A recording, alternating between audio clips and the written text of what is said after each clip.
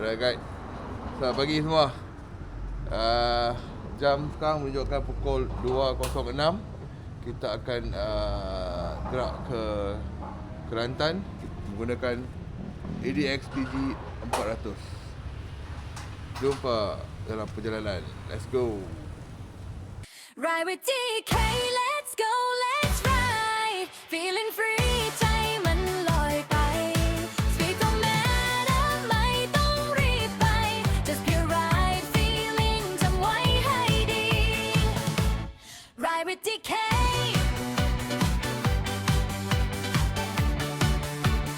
DK feeling free on top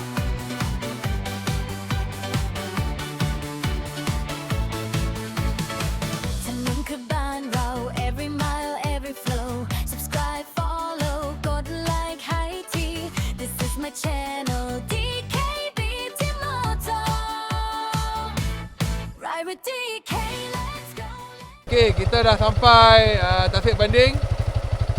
Sekarang ni kita nak gerak lagi sikit lagi nak sampai dah. Woo! ride feeling free ใจมันลอยไป speed don't matter ไม่ต้องรีบไป just pure ride feeling จำไว้ให้ดี ride with DK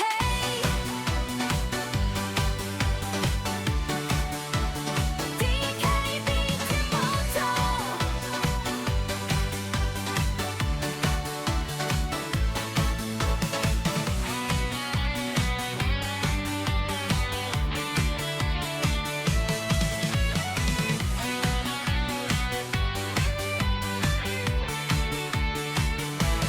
Ride with DK, let's go, let's ride. Feeling free, ใจมันลอยไป Speed don't matter ไม่ต้องรีบไป Just pure ride, feeling จำไว้ให้ดี Ride with DK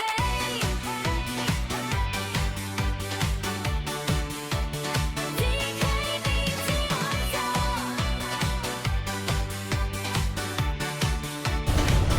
Okay, kita dah berhenti Sat. Ada Gajah lalu pula. Okay, nanti kita update lah. Okay guys, kita dah lalu Bukit Bunga. Tengok cuaca pula, hujan pula kat sini. Sikit lagi nak sampai, sikit lagi. Right, jom kita sambung perjalanan kita. Okay, kita dah sampai dah ADX TG. Berkhidmat dengan terbaiknya. Okay, so sekarang ni kita dah lihat. Nanti kita nak sambung balik perjalanan balik ke Penang balik. Alright. Okay, jom. Sekarang ni kita gerak pelan-pelan nak gerak balik ke Penang. Time sekarang menunjukkan pukul 12.46. Tadi kita sampai sini tadi pukul 8.30. So dalam 4 jam tu kita gerak balik lah. Dengan 4 jam. Sekarang ni kita gerak balik ke Penang dalam 5 jam. 4 jam 5 jam tu lah. Ternyata nak laju pula perjalanan. Okay, boleh jadi 6 jam tu. Okay, jom. Kita pelan-pelan kaya balik ke rumah. Memandangkan hujan, kita berhenti isi minyak Sat. Guna Tashengo Budi. Dan tunjuk dekat dia, dia akan scan, dia tahu dah. Dah bayar, dia tahu dah. Okay, kita isi minyak dulu lah.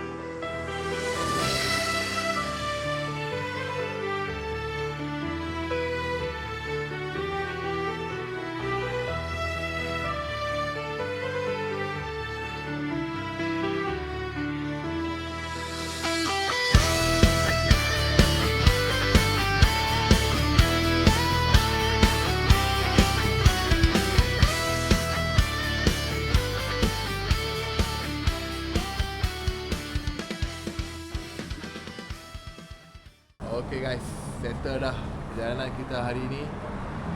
Lebih kurang 800 km, 789 km to be precise, daripada pagi ke Kelantan. Lepas tu lepas 4 jam ke Kelantan, balik ke Penang.